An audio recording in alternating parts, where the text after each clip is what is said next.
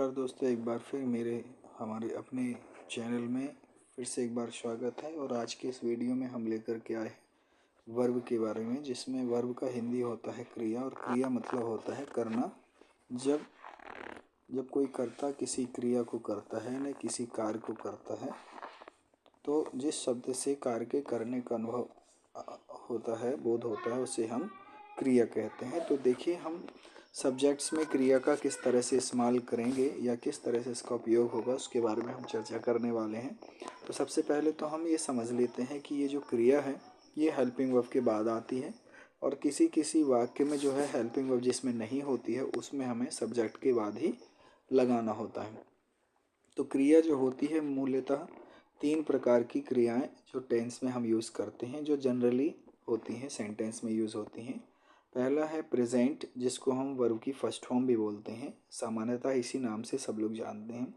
उसी तरह से पास्ट, जिसको हम वर्ब की सेकेंड फॉर्म के रूप में जानते हैं, और पास्ट पार्टिसिपल, जिसे हम वर्ब की थर्ड फॉर्म के रूप में जानते हैं। तो मुख्यतः हमें जब क्रिया पढ़नी होगी तो क्रिया को हम जब देखेंगे तो क्रिया को इन्हीं 3 फॉर्म्स में हमको याद करना है। तो प्रेजेंट फॉर्म, पास्ट फॉर्म और पास्ट पार्टिसिपल फॉर्म, यानी वर्ब का फर्स्ट फॉर्म, वर्ब का सेकेंड फॉर्म, वर्ब का थर्ड फॉर्म। आगे जब हम सेंटेंस पढ़ेंगे और उसके स्ट्रक्चर्स पढ़ेंगे तो हमें जो है ये वी फर्स्ट, वी सेकेंड और वी थर्ड इस तरह से देखने को मिलेगा। तो हम समझ जाएंगे हम किस फॉर्म की बात कर रहे हैं। तो चलिए हम एक एग्जाम्पल से समझते हैं कि वर्ब मतलब क्या होता है। तो हम देख रहे हैं कि वर्ब मतलब क्या होता है, ठीक है। तो हम यहाँ देखेंगे कि हमने यहाँ पे ये तीनों फॉर्म के एक एक एग्जाम्पल लेकर के रखे हुए हैं। जैसे हमने बोला जाना, तो जाना को हम इंग्लिश में बोलते हैं गो, और गो जो है ये वर्ब का फर्स्ट फॉर्म रूट वर्ब है, इसलिए इसका फर्स्ट फॉर्म है। गो का सेकेंड फॉर्म होता है वेंट, और थर्ड फॉर्म होता है गॉन।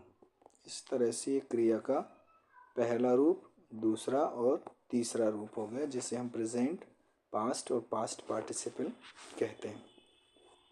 इसी तरह से हम बोलें बोलना, तो बोलना मतलब होता है स्पीक, और स्पीक का फर्स्ट फॉर्म स्पीक ही है, चूँकि वो रूट वर्ड है, और स्पीक, स्पोक एंड स्पोकन।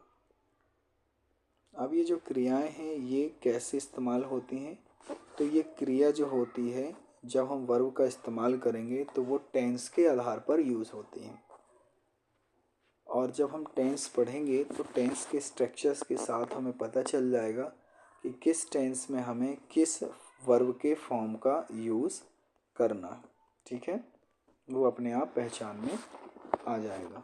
तो ये जो क्रियाएं हैं और उनके जो फॉर्म्स हैं वो तीनों फॉर्म्स अलग अलग भी हो सकते हैं। वर्ब का फर्स्ट, सेकंड, थर्ड फॉर्म, जैसे कि हम देख रहे हैं गो, इसमें स्पेलिंग चेंज हो गई, वेंट हो गया, और यहाँ पे गॉन हो गया।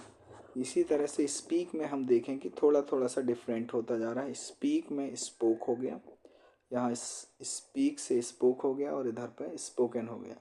ऐसे कुछ वर्ब्स हैं जैसे काटना, कुछ वर्ब्स ऐसी भी होते हैं जिनके फर्स्ट फॉर्म, सेकेंड फॉर्म और थर्ड फॉर्म सेम होते हैं, जैसे कि कट, फर्स्ट फॉर्म भी वही है, कट सेकेंड फॉर्म भी वही है, और कट थर्ड फॉर्म भी वही है। यानी उसके स्पेलिंग में कोई अलग नहीं, डिफरेंशिएट नहीं है, कुछ परिवर्तन नहीं हुआ।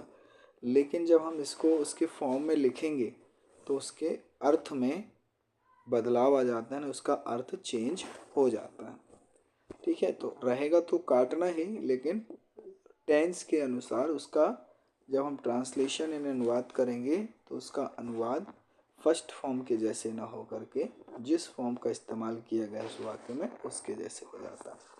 तो उम्मीद है कि आप समझ पा रहे होंगे कि हम जो है वर्ब को किस तरह से समझें। अब यदि आप वास्तव में अंग्रेजी सीखना चाहते हैं तो आपको क्या करना होगा कि आपको अपनी बुक्स की अथवा जहाँ से भी आपको प्राप्त हो, आपको वर्ब की बहुत सारी एक लिस्ट बनानी होगी, जिसमें फर्स्ट, सेकंड, थर्ड फॉर्म और उसका हिंदी मीनिंग लिखना होगा। जितनी ज़्यादा से ज़्यादा वर्ब स्टोर आपके पास होगी, आगे हमारी अंग्रेजी उतनी ही सरल होती चली जाएगी। चलिए थैंक यू। अब हम मिलते हैं अगले वीडियो में जिसमें हम बात करेंगे ऑब्जेक्ट के विषय में। Thank you so much. Video अच्छा लगा तो लाइक करें, सब्सक्राइब करें, शेयर ज़रूर करें ताकि और लोगों तक हमारा ये वीडियो पहुंच सके। Thank you so much. मुझे आपकी सपोर्ट की बहुत आवश्यकता है।